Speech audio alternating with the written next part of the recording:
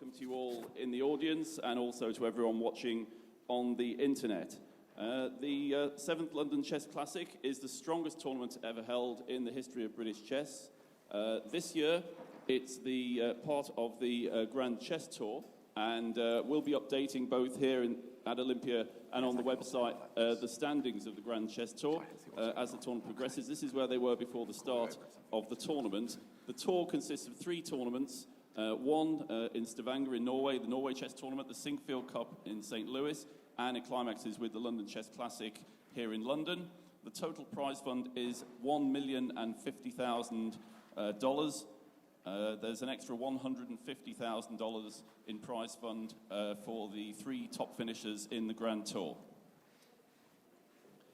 Now, the London Chess Classic is held in support of the charity Chess in Schools and Communities, a nationwide chess charity that brings chess to children all over the UK, currently teaching chess in over 300 schools. We're particularly proud of our association with one particular part of the country, which I'll come to in a moment.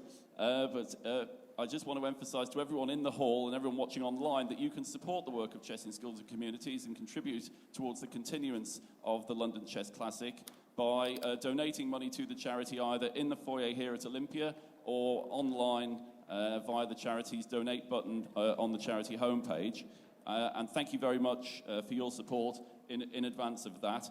You can give in all sorts of ways, credit card, PayPal, all the usual things. We even take those old pieces of paper called checks, if any of you still use them. Now, anyone who's been here before, all the regulars of the London Chess Classic, will know that the emphasis is on the children, but the charity is particularly proud that its flagship project, the part of Britain where we teach the most children, have activity in the most schools, is in a borough of London, in the east of London, called Newham. And for the people watching online, Newham is where the Olympics were held in 2012. The charity has a fantastic cooperation with the local council there, teaching chess in over 26 schools and in libraries. We've created the first adult chess club, and the children are all doing extremely well. Some of them are playing in the events in the other room here to my right, and we're generating some real junior geniuses, as well as helping to improve the outcome of hundreds of children there. So I thought, because we have the London Chess Conference going on at the moment, the 3rd London Chess Conference, which is about chess and society. You can see information about that at londonchessconference.com. One of our keynote speakers was Councillor Ken Clark from the London Borough of Newham. So because he happens to be here, I thought we'd break with the tradition and have, rather than a child making the traditional first move, we'd have Councillor Clark. So I'll be inviting him up in a moment to make the ceremonial first move. So first of all, let's get the players on the stage. So please give a very big welcome to a former world champion who's attended every classic, Vachier-Lagrave from India.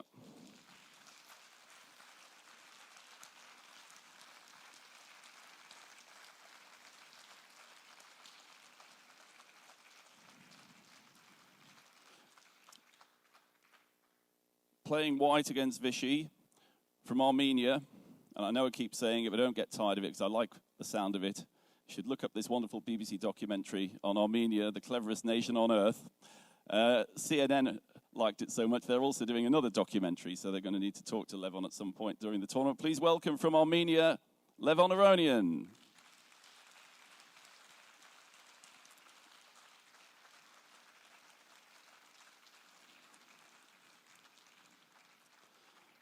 Making his debut at the London Chess Classic and very much in form after the European Team Championships at Reykjavik from France, Maxime Vachier-Lagrave.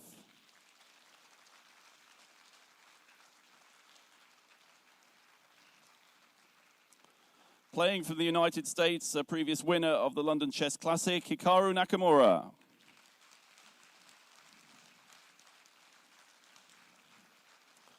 Also making his debut, particular welcome to a player known for his fighting chess, who's been at the top of the world rankings for so many years, from Bulgaria, Vachier Topalov.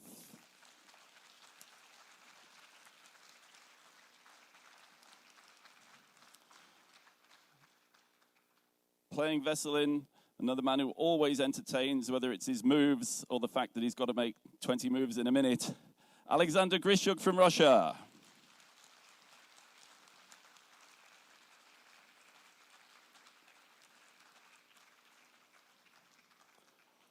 Now, there are very few players who ever get the privilege of a mention on The Daily Show. But one of the rising stars of world chess, right at the top of the world rankings, who's recently changed his allegiance to the US, which is where he originally came from. We're delighted to have him here again, Fabiano Caruana.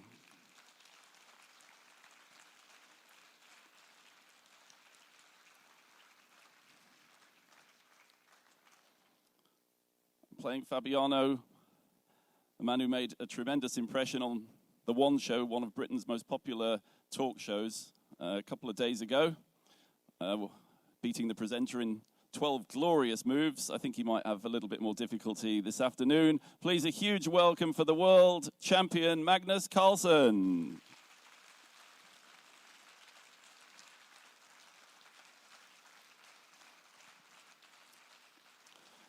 And taking center stage today, the tournament leader, drastic end to his game yesterday. It was a brilliant combination. We all loved it in the commentary room. Please welcome Anish Giri.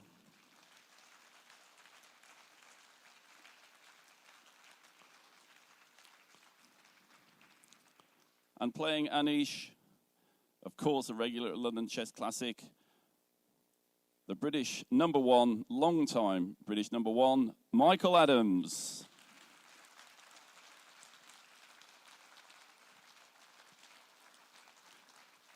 And now I'd like to welcome to the stage from Newham Borough Council, Councillor Ken Clark, who will make the ceremonial first move for Magnus Carlsen.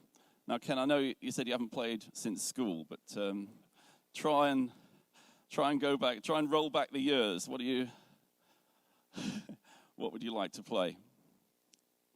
And remember, it has to stay. No, I'm only kidding. That's a pretty good move, yeah. Okay, how do you like that, Magnus? It's all right.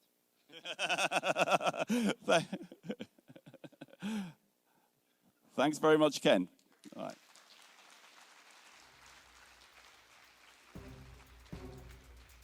And so I'll pass you over to the Chief Arbiter, Albert Vassar, and we'll get play underway. Thank you, Albert. Thank you.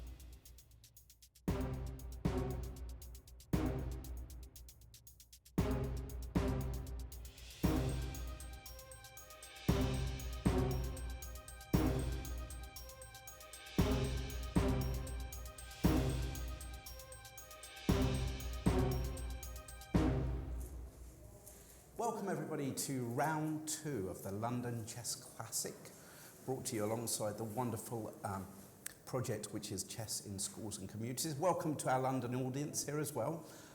Alongside myself today, Chris Ward, this is English Grandmaster Gawain Jones. Of course, I'm delighted to be back here at the London Chess Classic, where of course this is also now part of the Grand Tour. What do you make of that, Gawain? Yeah, the final leg. It's the final leg, the final countdown. Yeah. It's like, this is it, don't miss out. Okay, so we're in round 2. People that followed the games yesterday, and I'm sure you would have done because it's brought wonderfully through Chess 24, of course, we bring you chess 24 hours a day. It's pretty amazing if you've got nothing else to do. Now, the standings are as follows. Well, it's pretty easy to remember after round 1 because we had a lot of draws yesterday, and then up on your screen, as you can see them, and an outright lead at the moment is Anish Giri, and I'm afraid trailing at the back there, the tail ender, even with the white pieces, Veselin Topalov.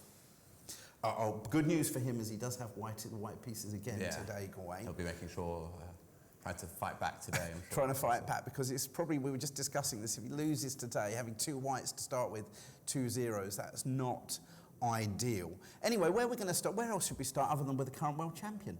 Sounds good. So, let's, there's could be some bad news. Gawain, because there could be some bad news. We're going to take this through you slowly. Magnus decided to keep the e4 that was played by the councillor. Okay, so here we have e4, e5. So unfortunately, as we were discussing, not Sicilian dragon just yet. No. Knight f3, knight c6, and we have, of course, the Roy Lopez. There we go. Where in the good old days, A6 was just played automatically until along came this variation known as the Berlin defence, the Berlin Wall. Black has developed the knight to f6, attacking the pawn on e4, and white chooses not to defend it. Instead, castles, because of course black can take the pawn, as indeed happens, and we're going to get some action in the centre of the board. Knight takes e4.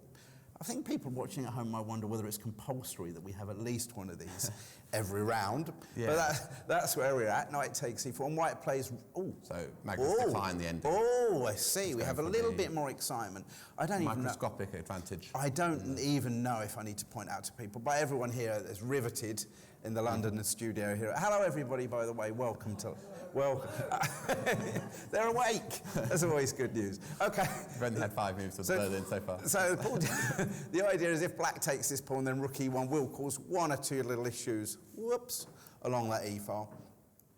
So the knight drops back to d6 to attack the bishop, which whips off the knight. The pawn recaptures, pawn takes pawn, and so early in the game, we do, of course, get a queen trade. Now, the good news is that that's not actually happened, so we don't need to... In this game, it's not happened. Yeah, but unfortunately, I think I'd prefer this endgame to what's been played. Oh, no. There are a lot of decisive games in this ending in Reykjavik in the European Team Championships last month. Okay. Black's position started creaking a little, which is always nice to see. Okay, well, so there's... Yeah, there's... Mickey won a nice game against Levon Aronian on the top board of the England-Armenia match in this endgame. But of course, black has a lot of different options. Well, let's return to this position here. And instead, actually, white plays a move here that a lot of... We mustn't forget, of course, here, we're talking the players playing in this competition are the top players in the world. They are the cream of world chess. But a lot of club players would say, well, hang on a minute. Why can't I just win my pawn back by going rook to e1, attacking that knight? Because if the knight moves away, then yippee, I'm going to win that pawn back on e5.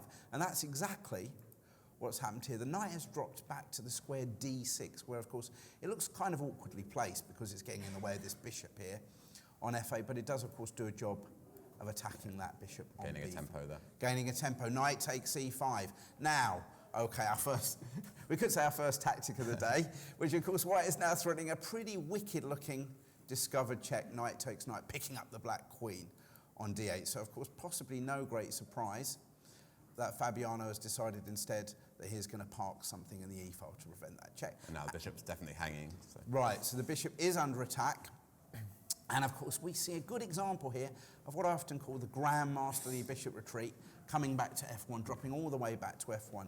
Now, some people might say, surely he's not just trying to set up the pieces for the next game already. Well, no, he's absolutely not doing that. Of course, he has castled and brought his rook out into the game. And that's pretty much kind of out of the way, that bishop. All the other squares possibly, well, c4 was attacked by the bishop, d3 would have got in front of the centre pawn, although no doubt possible. In the early days, the bishop went to d3 and white went for queen h5 and tried to mate. Checkmate on h7. Nice basic stuff. A lot of juniors might like that, but then you have to find a new way to get out this bishop out. Yeah, if black defends against it, then white's position isn't not very cohesive. So. Okay, well, but then of course we've got a trade here, and rook takes. Yeah, I think they played a few more. Okay, so let's see what we got here. Okay, so let's take us through the move. Ooh, and we have jumped a little bit. I'm sure you didn't want to miss out on the action here. Bishop e7, bishop drop back, trade of knights, rook recaptures, and of course, naturally, black gets out of the centre. So at the moment, the only problem for black seems to be sorting out this bishop on c8, bearing in mind the knight is in front of the d pawn. The white knight comes to c3, which seems to have quite an attractive-looking square here on d5. But the knight moves away immediately, coming out of the way. Knight c8 is a very strange-looking move, but it's sort of been established as a main thing. Yeah, because this bishop on c8 is difficult to develop otherwise, so you're just trying to get the knight back to f6 again, where it belongs, and be able to develop your bishop sensibly. I'm sure that lots of people watching at home will think, well, hang on, okay, these are top guys, you keep saying that, but why are they playing such odd moves here? Why are they putting first a knight on d6 in front of the d pawn and now a bishop on d6 in front of the d pawn? But is it presumably here black decides, well, obviously he doesn't want to lose his bishop for nothing. Yeah. He doesn't want to lose it for nothing. He doesn't even want to lose it for a knight, really. Is that correct? Otherwise, we might have kind of a flat position with just two bishops. Yeah, well, a lot of the games in this line, white keeps jumping the knight around to win that dark squared bishop, using a lot of time to try and get this small advantage of the bishop pair versus bishop and knight. Okay, the rook has dropped back, and Wondering if we're going to see black try to do queen h4 coming for the quick checkmate, but apparently not. c6, attacking the knight, which has dropped back, and now the bishop has come back. It feels temporarily safe from the knight, of course. This is crazy, this, isn't it? The knights do just keep jumping in the way of different pieces, don't they? But I think if the bishop went the other way, it looks slightly more natural to go to c7 with the bishop. Right, because you're staying on this diagonal. Square. Yeah, let's see. But I think white would probably go knight f5 anyway. It's been played quite a lot to win the other bishop for the knight. So knight e7 check is going to come. Ah, and you take the bishop. okay, so you're looking to hop into here. White's advantage isn't big, but he's got the bishop pair in a relatively open position, and he can just try grinding away.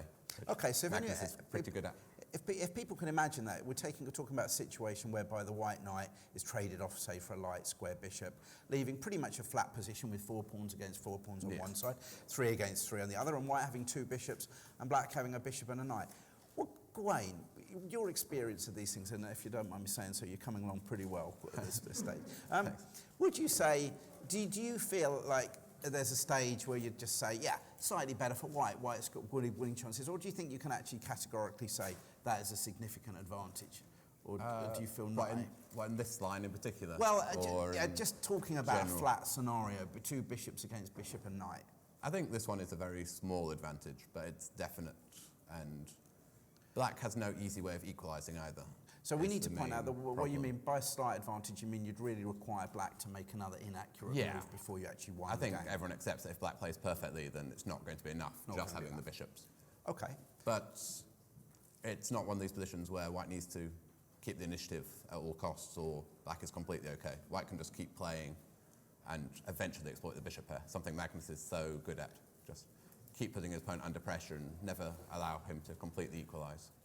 Okay, well, the bishop did, like you say, drop back to e7. So Fabiano didn't want to have to suffer like that, so he's gone to e7 instead with the bishop, where it's not so easy to take either of those bishops. Well, I guess we've got to ask the question, what would have happened then if the knight had come to f5 now? What would have been... So I presume can you move the bishop to f6? And of course, we see another good job that knight is performing on e8, is covering the d6 square. Probably not such a great surprise, seeing as it was on d6 only a couple of moves ago. So instead, white has played c4. Presumably, this is all aimed against black playing d5. Is that correct? Something to do with... Well, you can't play d5 right now because of right now, tactic and take twice. Well, we like to investigate little variations like that. So we're going to check out d5, takes. Obviously, both of them have isolated pawns, but the question is, could white take this pawn on the grounds that this is here, or are we actually going to get that trapped? Are we going to get our rook trapped? Do you think? Well, queen takes. Yeah, I can't see it getting out, but I can't see how you trap it either. So, so if it never gets trapped and it doesn't get out, then you can say, I've got my rook on the 7th rank. Yeah. It's pretty early it's to quite get there, hard but to it's pretty actually good. win that rook without a dark squared bishop. So it's probably quite a good rook, actually. Okay, so it's probably quite a good rook. Okay, fair dues. Okay, so that means that Fabiano has prepared it, I think, by... Has he gone knight c? He has played. Okay, we've got some more moves. So instead, he's played knight c7. Yes. I think he was ready for this. So he's played knight c7. He's absolutely ready for that. d4 and d5. Yeah. And we've got a trade. We've got a trade of pawns. Noticed our font issue there. Okay. So, and I've got to use the keys. Okay, c takes d5. Now, okay, decision time then. So the question is here, from black's point of view, obviously in an ideal world, black would love to take with the knight and then recapture with the queen and say, ha, you've got an isolated pawn, I haven't. But of course, the bishop hanging, a slight tactical issue there. Yeah. So obviously, therefore, they're both going to get isolated pawns. The question is, should black do this with or without the knights on the board? Yeah, in general, black is slightly more passive, so you would want to exchange the knights. On the other hand, you could say, I agree, the knight on e3 is slightly clumsy, perhaps. It's clumsy, it's in the way, isn't it? I mean, you could look at it like you said, the white knight's doing the attacking, the black knight's doing the defending, therefore black should want them swapped off. But on the other hand, maybe it's to black's advantage to keep the white knight on e3. Yeah, but that knight will probably be wanting to jump into f5 at some point. Okay. Which is a useful square for it. So I would want to take with the knight if everything's equal. I don't feel there's very much advantage here for white. In the IQP, blacks. Well, it would appear we've had knight takes knight. Well, knight takes knight. They're moving pretty quickly, and c takes d5. So looking at the board at the moment, it doesn't exactly seem to be a thriller, does it really? It's pretty so White symmetrical has a in slight lead nature. in development, so he needs to do something. Did you say that? White, say that again. White's... White has a slight lead in development. Isn't that amazing, everybody? Look at that. White has a slight lead in development, yet he's got all his pieces on the back rank. Yeah, but okay. rook on e1. He's got a rook on e1, and he's developed his bishop back to its home starting square. f1 is a good square for the bishop once you've castled. Okay, once you've castled, good point, yeah. So, how about we leave this game for the time being and move on to one of the others? Right, well, how about... I fear that one's not going to be riveting. Okay, well, another crunch game. Should we check out the game involving Topalov? Because he really needs to get something here at the moment. He's currently in last position. Quite a painful game for him yesterday, I think. Yes. He was pressing for the whole game until a moment of madness in time trouble where he took an extremely hot pawn and got mated. That was right. Beware the queen and knight pairing, I think. Yeah. That. And if you haven't seen that game yesterday, do check that one out. That's well worth. Rucksack for mate. Well, okay, here we have e4, e5 again, knight f3, knight c6, another Roy Lopez, knight f6 attacking the pawn, and this time White says d3. I'm definitely not letting you take my e4 pawn. I'm protecting it with a pawn. Bishop has come out to c5, and pawn to c3 immediately. So,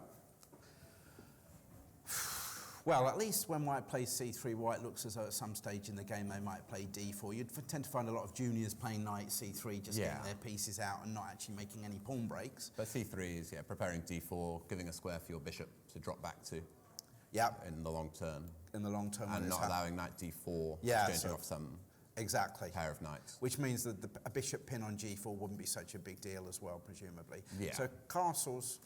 White's just trying to keep some material on the board. Yeah, fair enough. d6. Well, at the moment we seem to have all of the material on the board. h3, preventing a pin. a6 attacks the bishop, which is it's taken. Yeah, this is how people are generally playing this line these days. So we have a little imbalance here. Black's got the bishop pair, kind of those doubled pawns, or an isolated pawn at least on a6, but a half-open b file, and rook e8. So, rook e8, Gawain. What is that move all about? Is there much future for the rook on that file? Is Black going to look to play d5? Is he just fake? What is that? Just a useful? What's going on with that? It's a useful developing move.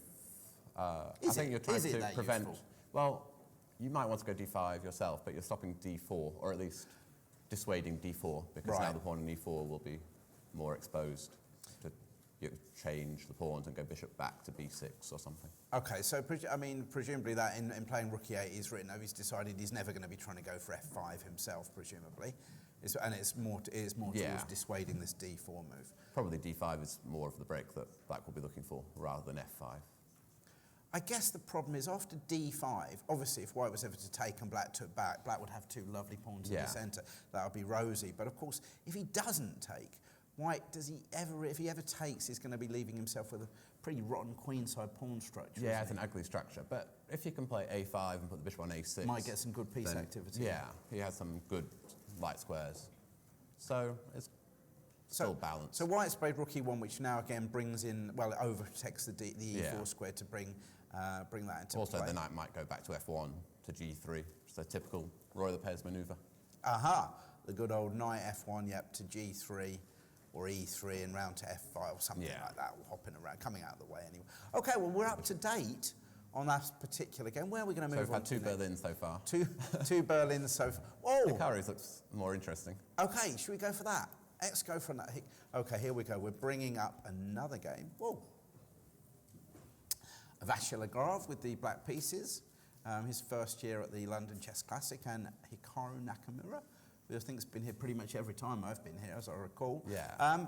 And look at that, good news. d4, no Berlin defence. Knight f6. Oh, but instead of c4, White plays knight f3, g6, and... So MVL, Maxime, always plays a Grunfeld, or nearly always plays a Grunfeld. Right. So e3 is a classic way to avoid the Grunfeld. So let's just bring that into play. So if, for example, he'd played c4, bishop to g7, maybe some might think it's looking like a King's Indian. Black would have struck out with d5. Yeah. And it's kind of a tricky, it's annoying opening, the Grunfeld. I think I've played pretty much every variation against it. I've never found a single good line against it. And I'm kind of wondering, why did I never play it myself? A lot of theory to remember. A lot of theory to remember. Let's Okay, play it as it well. counts me out of the equation. E3. Okay, so in fact, at the moment, pretty rock solid. A few of the, look at that. In the audience here, the Londoners, a few people nodding their heads said, this is what I'm talking about. E3, collie systems, you know. We don't get enough Torre attack London system type Torres. I want that rock solid. I want that pawn on C3. I want a rock in the centre. None of giving away your centre pawns, moving them too far down the board and stuff like that. Okay, anyway, we've got E3. Hikaru plays slightly more ambitiously. Yeah, he does actually, because this pawn here has immediately zoomed up to C4. Yeah. Some of you might be thinking, oh, that's a little bit risky there, moving that pawn up. Surely, you know, C3 was a bit more up my street. Castle, well, black at the moment is keeping the options open. Yeah, and so now, if Hikaru played knight C3, I think he'd probably revert back and play D5. Oh, okay, that would have been a direct transposition to the Grunfeld, wouldn't it? But bishop E2. So the point is that if you try to play the Grunfeld anyway here with D5. Is he going to take and go E4? Yeah, but and that you can't take would on also... C3 is a big problem. But he has spent 2 moves going E3 yeah, and E4, but still, hasn't he? there's the line in the Grunfeld where you play the knight from C3 to A4 to prevent the exchange, and then back to C3. So here you're only losing 1 tempo rather than 2. Yeah, okay. 2. So either way, Hikaru has delayed knight C3, a kind of anti-Grunfeld type approach to the situation. And black has struck out with C5 and said, obviously you're not bothering to push your pawns down the middle of the board too far. And he goes, you want to bet? Pawn up to D5. So now we have kind of a Benoni structure. Well, we have a Benoni structure, but normally this kind of feels a bit duff, if you don't mind me saying so, because normally White would have knight C3 and could get E4 in 1 turn. So the question is White going to just leave this pawn? Well, it seems like he's going to leave the pawn on E3 for a little bit more to fit in with this particular system. But if you can imagine, knight C3 and E4 would be normal with black having played D6. Well, D6 finally Well, one of the more critical lines is with the bishop on F4 and pawn on E3. Yes. But the bishop's still trapped behind the pawn here. Exactly, exactly. So that would be in a main line, that would be a mainline Benoni system. Of course, black, as it stands, of course, black hasn't actually gone E6 and he takes D5 at this precise moment in time. We have... so if he wanted to, he could go into a sort of Benko style position with B5 as well. Yeah, exactly. But he has chose to. He has played. And so, in fact, now it is essentially...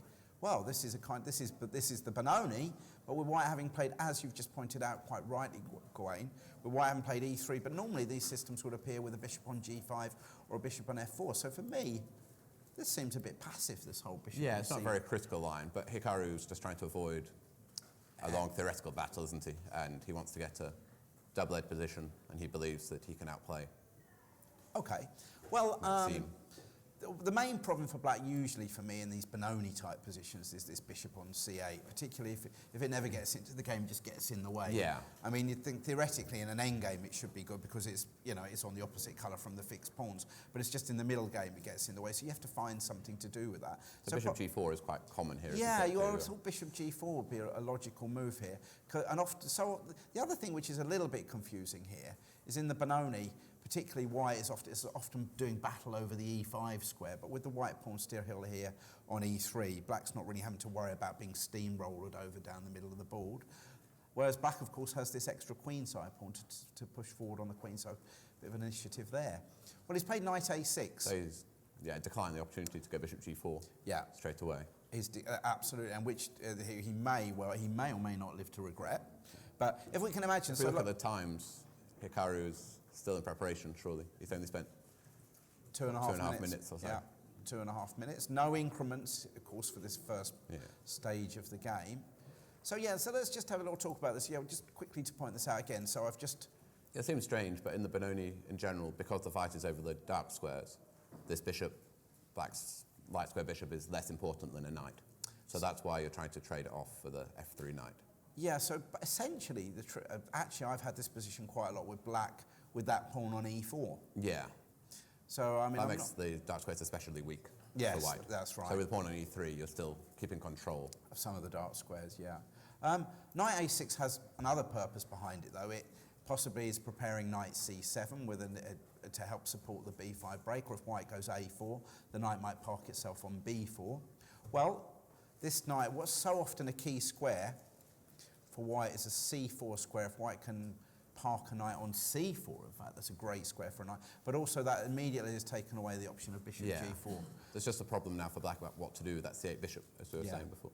That's right. That is absolutely spot on. Maybe we should mention why bishop takes a6 might not be a Yeah, great I move. was After actually... we were saying that it's about the light squares and the knights are better than the bishop. Okay, let's just have... Yeah, that's a very good point. Very good point. Because some people are no doubt going to say, hang on a minute, why can't we just take that and wreck that black pawn structure? Well, there's quite a few points to note out about that. First of all, there's pros and there's cons. Not many pros actually about taking it. The only thing you might say if you doubled isolated those pawns. Yeah, you have, but... But the downside is you've given this a very juicy, half-open b file, and you've lost that light Black's square often happy bishop. to sacrifice the b5, the b7 pawn by going b5 to open up the b file. Benko gambits, we say, what's going on here? I'm not a pawn down. So yes, and this d5 pawn might be vulnerable a little now. bit weaker. Black will be able to develop the bishop to f5 and play knight e4 without being harassed too much. So white actually needs to keep his light squared bishop. I put it to you that black didn't, that white didn't give any thought whatsoever to the move bishop a6. So he's played knight d2, as we say, with the idea of relocating the knight to c4 and preventing this bishop g4 move. And black has played rook b8. Yeah. Well, why not? Because again, we know that black really, at some stage, would like to razz his queenside pawns down. In fact, he's probably already threatening b5, yeah? Because there's a tactic with... So if white plays, I don't know, what, rook e1 or something, okay. Nothing move, then I think you can play b5. b5, yeah. Talk us through that. And if you take it with the bishop... Then is it knight takes d5? Knight takes d5. Oh, look at that, an overloading here of Deflecting the knight. Yeah. The knight wants to protect the bishop and it was protecting the pawn. There we go. Little tactic. Good. So rook b8 has featured, and it is now Hikaru Nakamura trying to decide what to do. Trying to remember his analysis, probably. Okay, good. So you want to go knight c4, but b5 again is annoying. So a4 would be natural, but as you pointed out before, that cedes the b4 square. So a nice outpost for black's knight. Yeah. Putting pressure on the d5 pawn already. Yeah, already, because there's no white pawn on e4. Yeah. And as we say here, really, white had marked that c4 square for his knight. He certainly didn't really want to be part of putting a bishop on that square. No. Okay, so finally, white is having to have a think in this game. And he has now used 6 minutes of his allocation. Still got plenty of time there. I think have we got a head-to-head? What's the head-to-head score? We might be able to have some head-to-head scores on this particular. Here we go, up on your screen right now, everybody. Nakamura here. Okay, so Nakamura has 3 classical wins. He has a big score. That seems to be like a big fat 0 for the strong Frenchman. 5 draws, wins, throughout wins, no. Okay, so there we go. So Hikaru has 4 out of 5 with white. So yeah, this is why he wants to keep the game double-edged. He doesn't want to allow Maxime off with a long line of theory. Okay, well, we'll see if that's going to work out. Excellent stuff. Right, now, we will move on to another game. Now, where shall we move on to now? How about Aronian against Anand? All the A's. Here we go, from the beginning of the game. We have d4, good, so again, no more Berlin defences for this time around. e6, knight f3, avoiding, for the time being, the Nimzo-Indian, and d5, so we're back into a Queen's Gambit declined. Queen's Gambit declined. Knight c3, whoa. And the Ragozin. The Ragozin system, which... Very topical. Very topical. So it's kind of a mixture. The Ragozin systems are kind of a bit of a mixture between the Nimzo-Indian and the Queen's Gambit declined. One thing, obviously, to notice is if this bishop does give itself up on c3, then white will still be able to undouble the pawns, but things get confusing when black throws c5 into the mix. Let's keep going with this. Bishop d2. Really?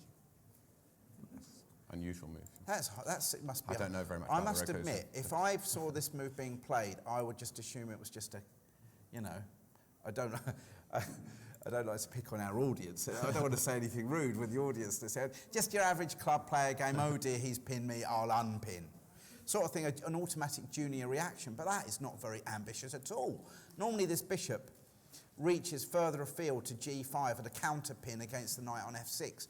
Bishop d2, surely. That looks so unambitious. Well, one thing it will do for sure is take black out of his theory, but he says, well, so what, I'm just going to castle. And e3. Yeah, I'd bet the think, but not too much. Yeah, I mean... phew. So the position's a bit like a Rubinstein Nimzo now, isn't it? Yes, it is. Where white's played an early bishop d2, Which he is, wouldn't doesn't normally really have fit done, in, doesn't but- fit in at all. Well, sometimes you move that bishop later in the game, don't you? To try and give a square for the rook to go to c1. And Okay. Pawn to c5. So we could still conceivably get these... Well, we conceivably could get these IQP positions if CD, ED, Yeah. DC occurs. But still, the bishop on d2 doesn't seem to be that one of the positions where superbly both placed. sides can have an IQP, depending on Yeah. who instigates the changes. Exactly, absolutely right. Well, we have a3 and he's taken on c3, and obviously at least he's put that bishop to good use. Presumably, but the black knight could hop into e4 at some stage. Oh, wow, it's hopped into e4 immediately. Okay, attacking the bishop. And queen to c2. We want to get rid of that bishop before white opens up the position. and can Yeah, make because of use course the we bishop pair. will always we'll go on, and in fact I'm sure you'll hear a lot of the commentators here go on about the bishop pair all the time. And that's because when the board is open, they can work so wonderfully together. I know you got a lot of the people might sort of think to themselves, well, that's all very well, but knights are much trickier. They do a lot more forking. And I mean, when you play 5-minute bliss games and things like that, knights can be they're a bit, pardon the pun, they're a bit of a nightmare sometimes. And they're hopping around everywhere. But in classical games with much more time on the clock, you tend to think that good players can control their opponent's knights a little bit better. And often I think that's one of the big differences actually between reasonably good club players and strong ones, that some of them see a knight and think, oh, that knight, that's going to cause me a little bit of trouble. It's going to hop around. Oh, it's going to go there. It's going to go there. Nah, I'll take it now. Get rid of it. Bishop takes knight. Whereas other players will control it and keep tabs on it and say, no, eventually it'll be run out. I'll make sure it doesn't do anything particularly good, and I'll retain my bishop for knight advantage. I've already seen a couple of games here where one side is using up a lot of time to trade a knight for a bishop, or attempt to. Yeah, often that's just a plan. Get your knights around just so they can swap themselves off for bishops. And then we have the other game where where white has given up the bishop voluntarily on c6, but he's got a structural advantage for that. So it's okay. definite. Knight takes c3. Well, Anand doesn't want to run any risks at all. He's just in case that bishop mysteriously disappears. And he's taken now, of course, though white does have the option of which way to recapture. And he has actually chosen to take back with the pawn. Remember, I mentioned to you before, there's no chance of white ending up with double pawns here because, of course, there's numerous trades available. Yeah, I think if you take with the queen, then black will probably exchange both pawns in the centre. And would that be already drawish? It'll be very drawish, yeah. Well, still there'll be the slight problem with this bishop on c8, I guess. But I can probably go to the long diagonal from b6, bishop b7, or bishop d7 to c6. So I think white needs to play b takes to try and keep an extra central pawn. So at least if back when b6 now, there might be an a4, a5 to challenge that in the future. Knight d7, still, this is going to be the issue here. Bishop to d3, attacking h7, of course. Bishop takes h7 check, not as effective as if the queen and bishop were the other way around, but of course a pawn is a pawn. Pawn up to h6, and that is as far as we have got in this particular game. Yeah. So, all in all, a slightly odd move, bishop d2, but it's not worked out too badly for white, that has it? Yeah, it's a fairly normal position. I don't think that Vichy will be too unhappy either with how it's gone there. Has to deal with his bishop on c8. But he's probably threatening to go b6 and bishop b7. Bishop b6 and bishop b7. Okay, well, we'll see that. Let us move on. Okay, well, actually, while we're still here, let's actually do the head-to-head of this particular encounter as well, Aronian against Anand. 9 classical wins. Anand, whoa. They've played an awful lot. They've drawn a lot of games, these guys, haven't they? Aronian has 9 classical wins, Anand 4. Yeah, that's an Aronian amazing used to have score. a very big score against Anand, I think, and it's still impressive. That is a really impressive score. Recently, Vichy started winning some games. There was this fantastic game where he won with 23 moves, I think it was, in a semi-Slav with black, where he sacrificed some very important novelty and sacrificed all his pieces for mate. It was a great game. Okay, I definitely recommend checking that game out. Now let's move on to we're going to move on to good old Michael Adams, our own very own. That's for the people in the audience at least. Michael Adams, and another D4 opening. Giri, the leader, the tournament leader, if what's a little somewhat fortuitous, let's say, in yesterday's encounter. He defended doggedly, didn't he? But he did. To get the whole point with very surprising. He was very surprising. He's quite an optimistic player, though, Giri, isn't he? He said he never really thought he was going to lose the game. Bishop to b4. So this time round we do have an absolute pure Nimzo Indian, and Queen c2, the classical variation. And Black has played d5. Wow, brings back memories of the good old Garry Kasparov, Nigel Short World Championship encounters from way back here in London. d5. So of course, often we do see White just playing a3 and picking up that bishop for the knight advantage, but Black gets a lead in development. Here, Black has fought for control over the e4 square. We still have a3 and we have this trade. Okay, so this is going to be a particular interest to myself, selfishly, of course.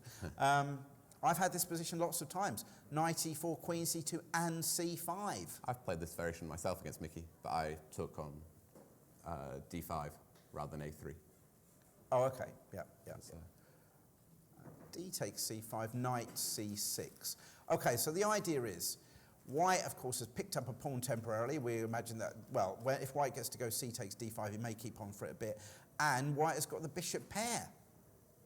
But Black has already got two knights developed, and all White has to show for it is his queen coming out. So we have a little... So if White survives extra pawn, bishop pair, then he's winning. That's pretty He's a long way behind. He's a long way behind in development. And queen a5 check. Okay, now this check, of course, seeks to pick up the pawn. Note, if White plays b4, that pawn could just be whipped off because the a pawn is pinned to the rook on a1. Bishop d2, the downside of that is at some stage, the Black knight will be able to take that bishop. But I would imagine if everything got swapped off and Black ended up with an isolated d pawn, White would be able to press just a little bit. Yeah, that'd be very unpleasant if Black can't play d5 and to d4 and neutralise. So queen takes c5 with unpleasant. A little threat here on f2. So very wisely puts a stop to that. And now we do have the knight taking the bishop. And, okay, so let's freeze here for a second. It's got to be taken with something. I think we'd rule the king out of the equation, which means that the knight or the queen. So if it takes with the queen, I guess just c4, d takes c4, and suddenly, actually, temporarily, is Black there's a pawn up. It might not even be that temporary, so you can play b5 and secure it. So knight takes d. Have to take with the knight. Okie dokie. So is the point, okay, let's freeze here for a second and adjust to this situation. What's going on here? I'm imagining the idea is if we get maybe some simple trades here, possibly a knight could end up on c4 kind of coming in here, but the Black king could come up to e7. But it doesn't look that fantastic, I have to say, this particular opening for White. Mickey likes these kind of small advantages where he can have some risk-free position with some practical problems for his opponent. He's had some games of the Catalan that reach similar type of position where he's got the slightly better bishop. The bishop on c8 has some issues developing. And there are some dark squares, like on d6, that the knight can jump into. No doubt some people might be wondering whether Black could get away with a move d4 or not. Is that even a possibility, or there's knight b3 or b4s, or is it just or even knight e4 and c5? Knight e4 and c5 coming into d6. But if Black could end up with a knight on d4, that would be a good square for the knight, wouldn't it? Evidently, Mickey feels not. D takes c4, and we have bishop takes c4 recapture. We've got a couple more moves. Oops, a daisy. Here we go. We've got castles by Black. b4, and the queen has to move. That is the last move, so we're now over to Mickey to make a move. You can see Anish is still in preparation. He's used 4 minutes. 4 minutes. I mean, half an hour. Let's just, if we turn here, of course, ideal would be for Black, he needs to solve the problem with this bishop. But if we play pawn to e5, for example, you might know a slight tactical problem with that as well, losing the queen. So Mickey's going to need, and that problem would still be there after castles, of course. But either way, Giri isn't convinced that Mickey was going to fall for that, and he's badged the queen anyway. He said, "Oh, go on, off you go." Pawn to b4. So still the slight problem here of the c8 bishop. Other than that, material level at this precise moment. Anish's plan is probably to put the bishop onto the long diagonal now. So the queen drops back somewhere. I don't know where you'd put it. Right. Where do you think? E7, D6, B6? Oh, what's this? The queen. Yeah. A few options. E7 feels like the natural square to go to, does it? Yeah, and then I was wondering maybe bishop D3 to try and Yeah, and we have the same old situation with the play h6 or something, and yeah. then maybe bishop e4 Ah, and play those moves on the board and see. okay, let's make some moves. Speculate, it's always nice. So we're saying bishop to d3, attacking h7. Well, let's say we move that, 8 pawn up to h6, and you're I'm not sure whether bishop e4 straight away, but that will be an annoying move at some point. Maybe he'll castle first, but an idea of bishop e4 and then bishop d7. It's pretty rock solid for black, isn't it? Oh, well, can you go b? Yeah, I want to go b5. I probably don't have quite enough time. Because I can always win that pawn back, can't I? Yeah. Because I want to have enough time to castle, put a knight in on c4 or on b3 and jump into either c5 or c5 d6. C5 is a nice square, isn't it? Over there for the knight. Yeah. But on the other hand, I'm not that far away from rook c. You know, life's not going to be. Yeah, all black one has way, enough is time it? to put his rooks in the centre. It's not really going to be worse. Okay, fair enough. Have we got a? Oh, do we have heads for this particular? I think they've played very little. They've played very little, yeah. Okay, so let's move on. We're going to move on, and we're going to move on to which games have we not yet looked at? Have we done everything? No. We've done everything.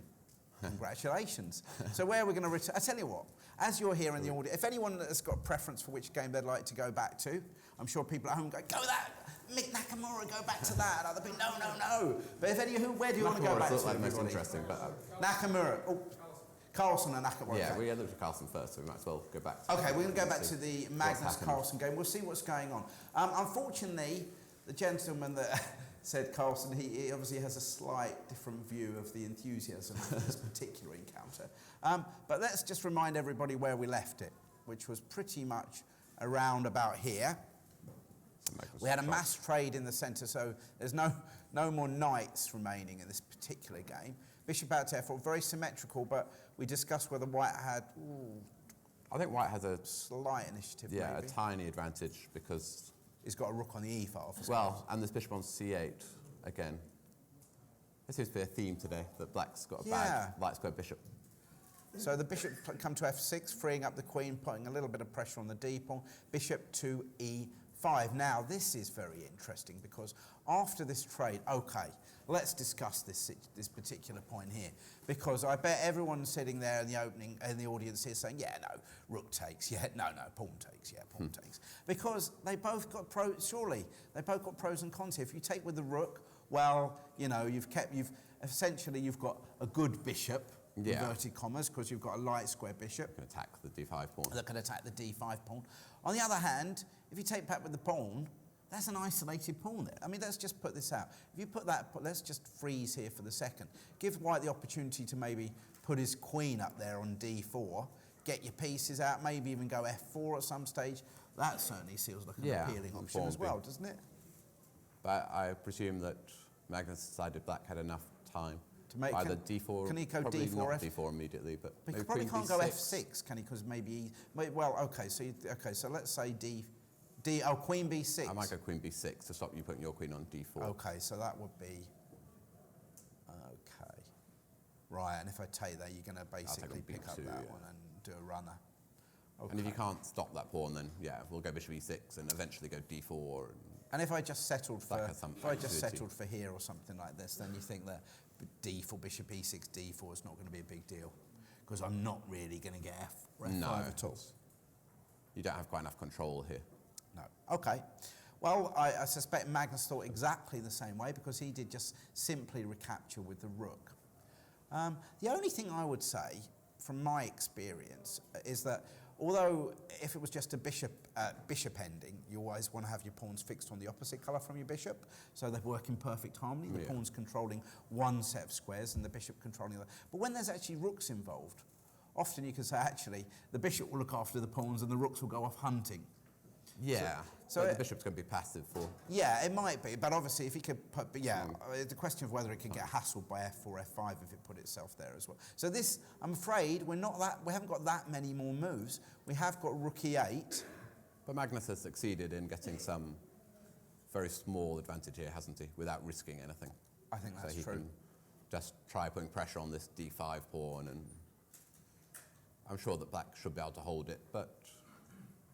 Magnus is probably reasonably happy with And you can't imagine it. Oh well, yeah. I think this is just a little bit better for white. Really. Yeah. Would everybody agree with that in the audience? A nibble. Yeah, I think so. Excellent. Rook takes, because I think it gives white more of a solid defence with the support central pawn knocking off the bishop line and all that. Okay, well there we go. Yeah, well, People- this bishop on c8 is a long-term problem. Yeah.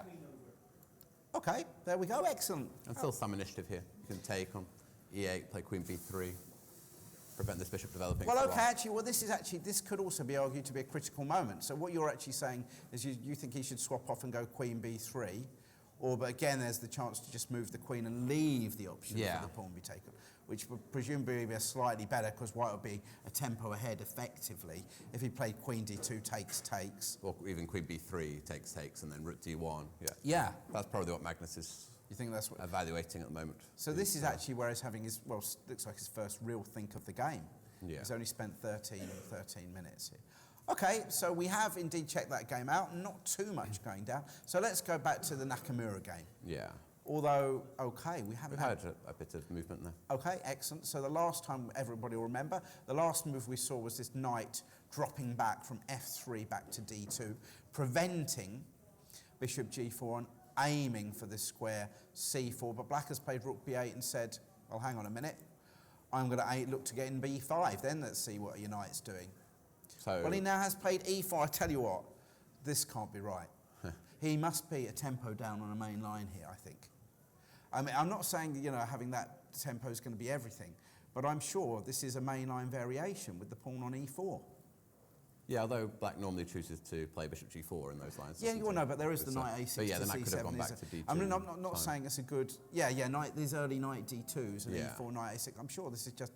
And then black usually picks between a rook e8, or knight e8 and f5 or something like that. So I'm very surprised by the way that Nakamura is playing. Suppose he felt obliged to play it because b5 was a big threat, so he needs to defend his d5 pawn. Okay. Because of that trick we were looking at earlier. Yeah, okay.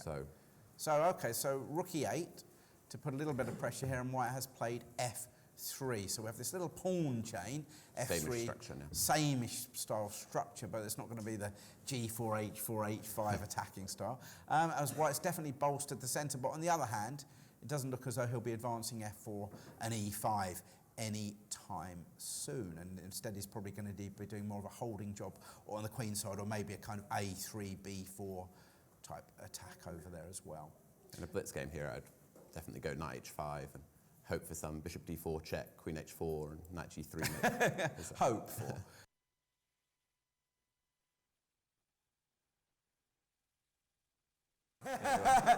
Not our, What's that pre-arranged? Okay, we are. not our pre-arranged rules either. But We are now back online, and we've been discussing things we probably shouldn't have been. Just the rules on draws. Essentially, they're still trying to encourage them to play fighting chess, or at least not to just just play the game out. Play the game out and say, well, you might want to play a dull line, but you're going to have to do it for 50 odd, 40 odd moves or whatever. Back to the game here.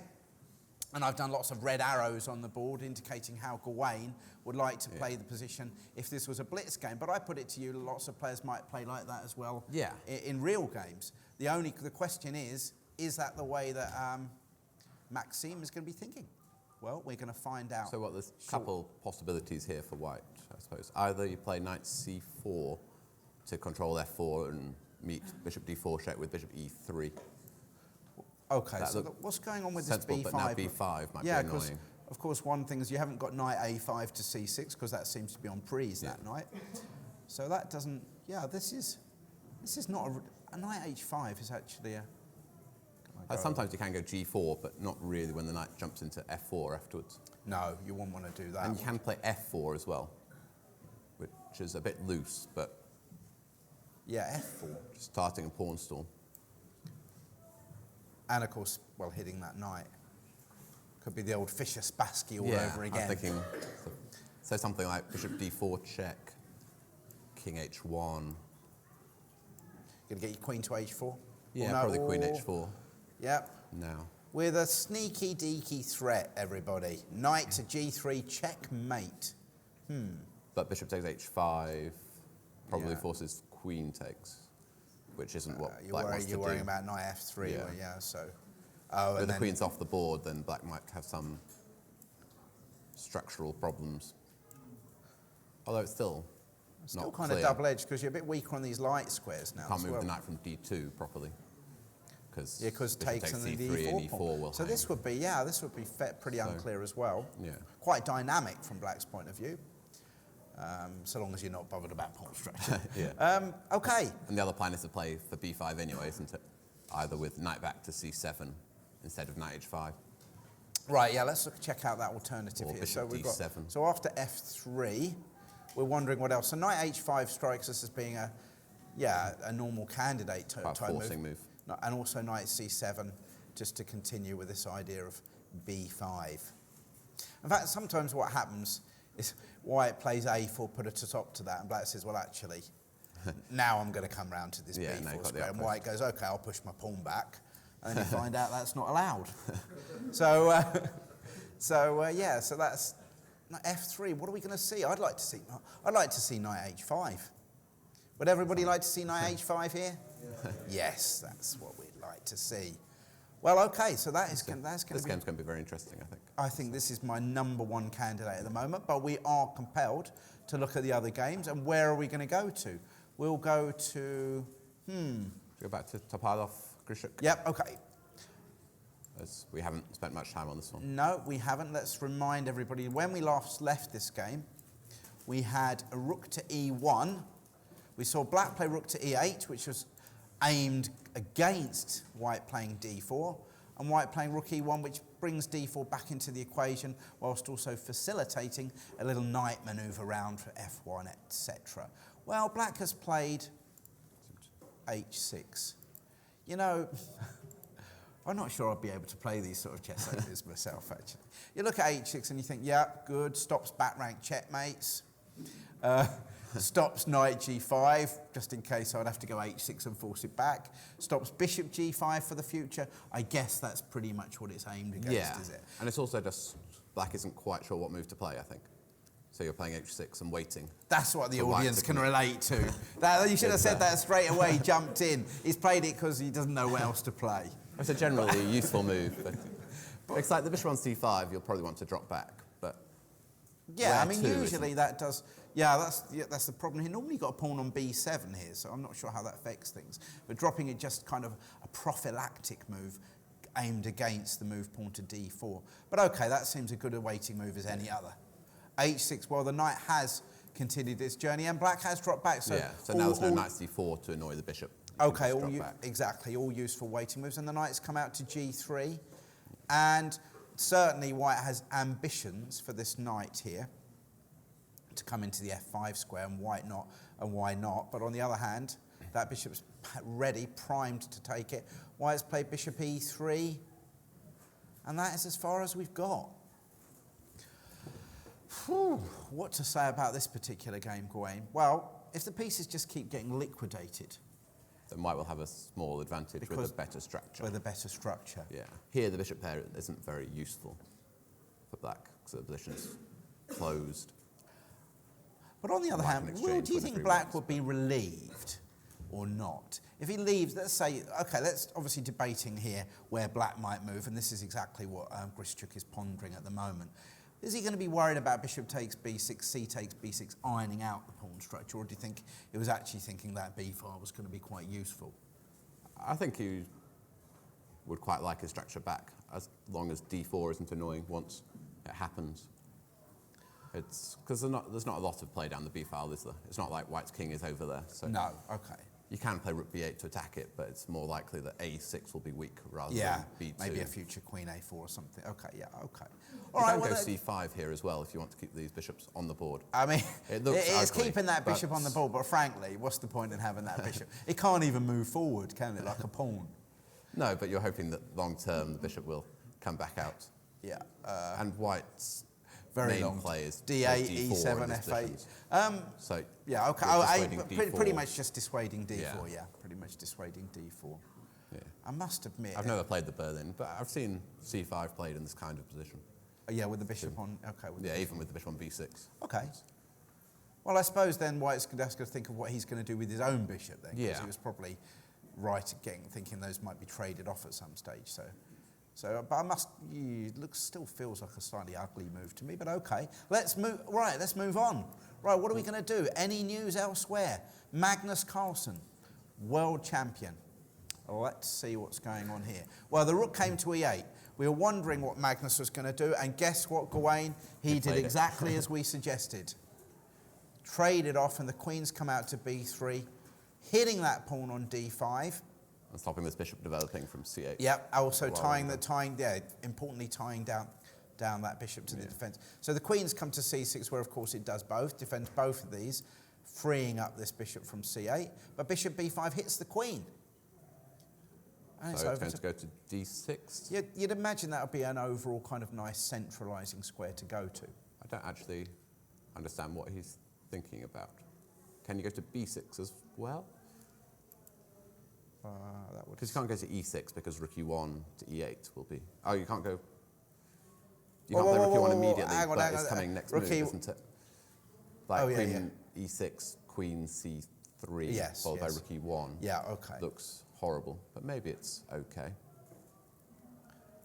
b6 or d6 are the most natural squares. It would make it's natural for starters because it puts the queen on the opposite colour from the bishop, doesn't it? So and after queen d6, you're threatening bishop d7. Yeah, to swap them off. Yeah. Trade them off. Yeah, I'm slightly surprised he's taking a lot of time over this particular move, but maybe, like it says, b6. But what's going on with that d5 ball? Oh, bishop e6. So queen b6, queen takes d5, bishop. A6 then first. Yeah. Okay, let's try this out. Because let's just put this out. So first of all, okay, because that does attack this pawn after all. Yeah. Queen takes here. Now, if you go bishop e6 immediately, can then I just go queen c5? That seems to So you should go a6 first to get some counterplay against the b2 pawn.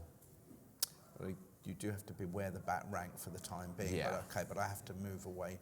What if I if I drop back to d3, I might be able to get that checkmate threat on h7 after all. Yeah. So I can't take the pawn yet because of back rank mate. So bishop e6. And if I go queen h5, just g6 is a bit annoying, and then I have got two pawns. You can go queen e4, but then g6. Oh, okay. Anyway. Yeah, but hang on, that's definitely an improved version, isn't it? Because I've kept my pawns, have I? Yeah. Can you hold on to them, is the question. d5, bishop f5, maybe? Because if I take that, you've got rook b1. That's but bishop f5 and then take the bishop and take on b2 should be a draw. You're exchanging off enough things. Yeah, okay. In fact, trade. Although, how important is my... hang on, are you just going to take on... hang on, what happens here? You take on d3 and then take on b2? Well, I thought you were going to go to e2, actually, with the queen, so that I had to take on d3 straight away. But all right, well, I will say that... I've evidently given you an option. I gave you something to think about. Yeah. Queen takes b2. So what's going on? How dangerous is that pawn? This d pawn, or is it? I mean, it's all very well picking off these pawns, but are you going to get back to stop it? Where do I go? Let's say I went for here. The queen takes a2. And just kept going. But White has to watch out for his own back rank thing. So maybe rook d8. Threatening rook takes pawn. Yeah. And even if you play rook takes b7 now, then I can still play rook takes d6, I think. Yeah, well, tactic. With a back rank again. But how dangerous is... if I just put it up, kept going with my pawn on as far as d7, but and then you might get your queen back to c6 and then something like queen e6 and then just start pushing your b and a pawn. Deflect maybe that's some not of the major pieces. Maybe that's not... Well, okay, here we are at the moment, and what's actually happening is black, Caruana's is pondering what to do with his queen. Is he going to go for the ultimate solid defending queen d6, or is he going to go for b6 and put the question to White's d4 pawn? Where are we going to go next? Audience, where would you like to go? Anand. Okay, we'll go back to Vachier-Anand. And, we haven't seen this for a little bit. Coming back to this particular game. So this was Rogozin that became some sort of Rubinstein. Yeah, so for those... this is actually possibly the most intriguing move gone so far, when White just calmly played in a mainline instead of c takes d5 and bishop g5 or bishop g5 here, he just went bishop d2. Kind of an odd move to see even in an Imzo-Indian. e3, c5, a3, he wins the bishop for the knight, but black's set to regain it. That's exactly what happens. and b takes c3 occurred. So we've got a slight imbalance at the moment. We're debating that black may want to go b6 to get his bishop out at some stage, but possibly white could actually use that, what others might see as a weakness, that isolated a pawn. He might use it to strike down the board to challenge b6. Knight d7, bishop d3, of course, attacks that h7 pawn, which nudges up to h6. And okay, so this is around about where we left it. Yeah. Take, take, and queen to b2. That's a very odd-looking move, isn't it? Queen b2. Well, I suppose, A, is it giving the chance for the bishop, in the event of c4, it gives the chance for the bishop I think c4 was to an retreat. annoying threat, wasn't it? So If you we go castled back, yeah. instead, which So is more natural, then was Fishy planning on going c4 Maybe. here? You normally get these positions with dark square bishops on the board. Yes, It's, and yeah, and that's usually a difficult one. And that, for example, Anand would be very familiar with the situation in the kind of F3 Nimzo line, which he lost to Magnus. Do you remember that game where he lost horribly in the World Championships, didn't he? At least then he had F3 and G4. But at the His moment, position was quite good in that game. it wasn't was. it? Well, It wasn't, yes. It wasn't yeah. a theoretical problem. No. Okay. So his play, he anticipated, but But at yeah, least after in moving, here, if c4 bishop e2, then what? Black will have a plan of putting Maybe the bishop on knight. f5 somehow, won't he? something like this, Probably. and here and bishop f5. Yeah, maybe you want to delay knight f6 a little, so knight e5 isn't annoying. But rook e8 or something to start with. Or queen f6 or something. Yeah. Queen f6 to facilitate bishop f5 or rook e8, yeah, something. Put the knight on b6 maybe. Queen f6, bishop f5. Okay. And black is quite active. So queen b2 has certainly offered up the chance to drop the bishop back to c2 instead, and also at the same time, Keeping an put eye a on little that bit, pawn. keep an eye on that b7 pawn. Yeah. Queen e7 by Anand. And that's, okay, I think we might have got a couple more moves. Yeah, queen e7, white's castled. So And queen e7 is just to be able to move the knight without losing the c5 pawn, simply. Yeah. That was another point of queen b2, wasn't it? That Is that right? if white had castled instead of queen b2, then black might have just played knight f6. So d takes c5, you can just attack the pawn. Queen a5 or something. Yeah, whereas with the queen on b2, you'll be able to defend the pawn. So yeah, so this looks as though the idea might be you're threatening you could go d takes c5 and actually look after it with queen b4 or queen b5, yeah. Yeah. So queen e7 castles, and now we have knight f6. Okay, so a kind of solid looking position here for black. He's defending this pawn with the queen. He's got options now for the bishop. On the other hand, he's now allowed the white knight to come into e5. Yeah. It's still not clear where that bishop's going, is it? Because the bishop g4 will be met by knight e5, attacking the bishop. So I don't think you want to play bishop g4. Normally you want to exchange these bishops with, if the bishop goes to g4, go back to h5 to g6, but that's not possible once you've gone h6. Yeah, that's right. Yeah, okay, so let's just highlight that again. This whole idea of throwing bishop g4 back to h5 and over to g6 to challenge this diagonal. Not possible once black's played this move pawn to h6. Now, did Gawain, I quite like white's position here. Yeah. I mean, it seems to me that white's got the more obvious plan, the knight coming to e5, the little bit of queenside pawn pressure. Yeah, you can either put pressure a4, with a4, a5 and play on the queen side, or knight e5, rook e1, f3 and e4 at some point. Even f3, g4. So white has a few different ways to And what's black's expand. plan? Is black, I mean, what can black do? This black bishop is very a solid, problem. is his main thing, isn't it? But this bishop on c8, we need to figure out where it can go. Yeah. Yeah. Like black can try playing c4, b5, a5 and grabbing space on the queen side himself as a plan. But once the queen side is blocked, then e4 is going to become a very strong move. So it's a very risky plan to try c4. It's also unclear how you arrange it anyway. Yeah. What else? Is there anything? b6 would be a normal move, but it does give away another weak light square on c6. You Yeah. have to I still think this take a4, care of. a5 And plan. yeah, an a4, a5 will be a bit annoying. Yeah, Dev seems to have a more comfortable position here, Okay. even if it's simplified. Oh, if we had one more move? Oh, we might. Oh, we've got one more move by white, which is rook f to b1. Well, it gives away one thing. I wonder what I was planning to do with that rook on a1. I suspect we may well see that a pawn razzed down the board at some Again, stage. this bishop is stuck on c8. Tied down to the defence of the b7 pawn. That also seems very reasonable. Well, can black? What if can black even play knight e4 at some stage? What do you think, Gawain? Let's see, give that a whirl. What's going to happen then? Is he going to put? You've got to watch out for c4s as well, haven't you? After that. But you think just undermining that? Yeah. There's also a question on. You probably don't want to take it now, but sometimes you're going to have a good knight versus bad bishop. Yeah. Aren't you? I mean, to be honest, this was the sort of scenario I was talking about. Knight Let's into say e5. into here, e5. The question is whether black somehow can drum up any sort of queen g5, bishop h3 type play, or whether that just seems a bit too ambitious, doesn't it? Yeah, I don't really believe it. Again, it's difficult to budge this. Yeah, with this the h6 g6 is squares. a big concession. If the pawn was back on h7, you could play f6 and move the knight, but So if if g6... Yeah, I would always recommend anybody that's pondering their games, their own games, to think, h6 or 8, it can't hurt, can it? Stops the back rank. Well, it can, because actually conceding that g6 square can be kind of annoying for when you want to push your f-pawn. So I don't think, I'd be surprised if we see that sort of thing. No, I imagine he'll play something slow with maybe rook e8 or something. So you think he'll just rook e8, yeah?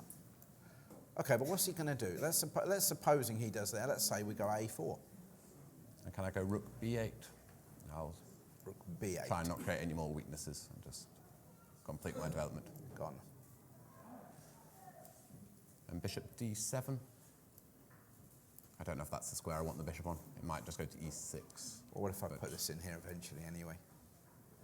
This looks to me, I think this is quite an unpleasant position for black here. Yeah, I certainly prefer to be white, but black is still solid, so it's... Probably I should have gone to e6. Well, I can go bishop e6 now as well. I'm not entirely sure what my plan is as black here. I'm just trying to stay solid and exchange off some pieces if I can. I'll go knight d7 next. Okay. Oh, I don't know if you can go a6. I was wondering if I might be able to go knight c6 at some stage. I've got a knight c6 tactic. We need to figure these things out. Will that ever work? Who can work that out? Knight c6 and you block them. You need the knight away the from bishop on f6 h6 wasn't much good at stopping back rank mace after all. Yeah. I guess you block on it. Probably a6 might be annoying. Oh, now, yes, sort of a6. idea. Of course. Considering I have just gone a4 and a5 in successive moves, I think I would have noticed not surprising that a6 is...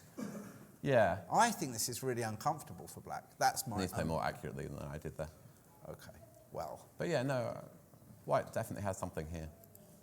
Okay, so the last move we've had, rook fb1 and Vichy, well, he's still got quite a long time left on his clock, so hopefully he's going to come up with some sort of defence. Oh, let's go back to Hikaru's game. Right, okay. Following what we were discussing. Oh, my word. Oh, Gawain, this is fantastic.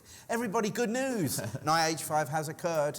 Just what we were hoping for. Yeah. Just what we were hoping for. Now, let's remind everybody just that somewhere along the line you're bound to hear the phrase, knights on the rim are dim. Well, that's completely not true at all. Now, well, actually, so long as you've got somewhere good to move them to. If it remains on the rim, then it's dim. If it remains there forever. If it comes into g3 checkmate, that's not so bad. Now, let's just talk about what that brings to the party. Well, for starters, it comes out of the way of three things. Amazing, isn't it? In one move can come out the way of three different things. First of all, the bishop, bringing into play the likes of bishop d4 check. Secondly, the queen, allowing all sorts of options along this diagonal. And thirdly, not necessarily, but possibly, even coming out the way of the f-pawn. Yeah. So who would have thought that one move? That is why also you always say it's not just the piece of your opponent's moves, but the things that have been uncovered that you need to look out for. In this case, that's quite a lot. So, okay, so now we're following. We debated here how Hikaru was going to deal with this particular problem. Knight B, okay, knight B3. Okay, so let's just check that. No, he has played. Yeah, but we are allowed to, we're speculating. That's what we do with you guys. Knight B3 makes you have sense got to the best seat in the B4. house. Well, actually, this seat is quite comfortable here, actually. But no, So, yeah, we've seen another move, but I'm going to come back to that. The idea is we know that knight comes to f4, bishop d4, check, queen h4. So the question is, what can white do about that? One option was to move the knight. You're right, we considered knight c4 and rejected that because of b5. Another idea might be to go g3, but that leaves further weakened squares on h3. And the other main one was f4, which has actually been played.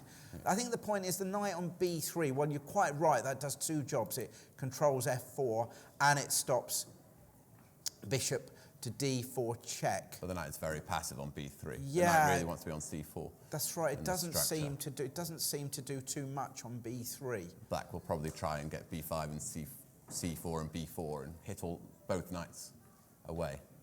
Maybe f5 could still come into play around about here, might be a tempting possibility. Now there's not quite so much support over the e4 Can you square. even play b5 here? b5? Whoa, tactics. Maybe you just take with the bishop. Oh, and then I take on c3, you take on or on e8. Oh, hang on, do I win the exchange there? Oh, but you get some play in the dark. Is that what you're after? Well, I was trying to play rook e8, takes and c4 and queen b6, some sequence there. So bishop takes b5, rook takes b5. That out. Okay. Exchange sacrifice here, yep. Knight takes. Maybe queen b6 now? Yeah. Sorry, attacking the knight on b5, but also bringing into play the idea of c4 check. Maybe a4 is holding things, but right now, I don't see quite how I'm... Should you give it a whirl? Check. And then here. Knight 3 to d4. Knight 3 to d4. And you're just going to go bishop e3 and knight f5 is what you're after now, isn't it? Why? I guess. I think I've before I run get out my of time knight. slightly. Yeah, I don't quite get time. But this b5 idea is something to watch out for. Yeah, it was definitely a possibility, knight b3. I just think it probably doesn't look ideal on b3. And instead, I think... And Hikaru wants the initiative. Yeah, he's gone for the most critical move. I'm sure this is the most critical move, f4. Yeah. So those that were following earlier will know then that we were debating f4. Yeah, and we discussed bishop d4 check, didn't we? Yeah, we were in particular debating whether or not, very much like in that famous World Championship game, Spassky Fischer, years and years ago, where actually Fischer allowed him to take on h5, wrecking his pawn structure. We could have a very similar situation here. When particularly we were looking at bishop to d4 check, king to h1, and then maybe was it queen h4 straight? Yeah, queen h4, just because it threatens mate in one. Just because it threatens mate in one, always nice. So the bishop probably said, I probably better stop that. Bishop takes knight. And now I think the problem was, well, ideally maybe black would like, actually I don't know. Maybe I think you would like to keep the queens on for some that's what I was going to say. dynamism, but here you can't because knight f3 is going to be very awkward. So queen takes. Queen takes. Queen takes. I feel white should be better somehow here. The structure, after all, is pretty terrible. So maybe you can even play knight c4 straight away.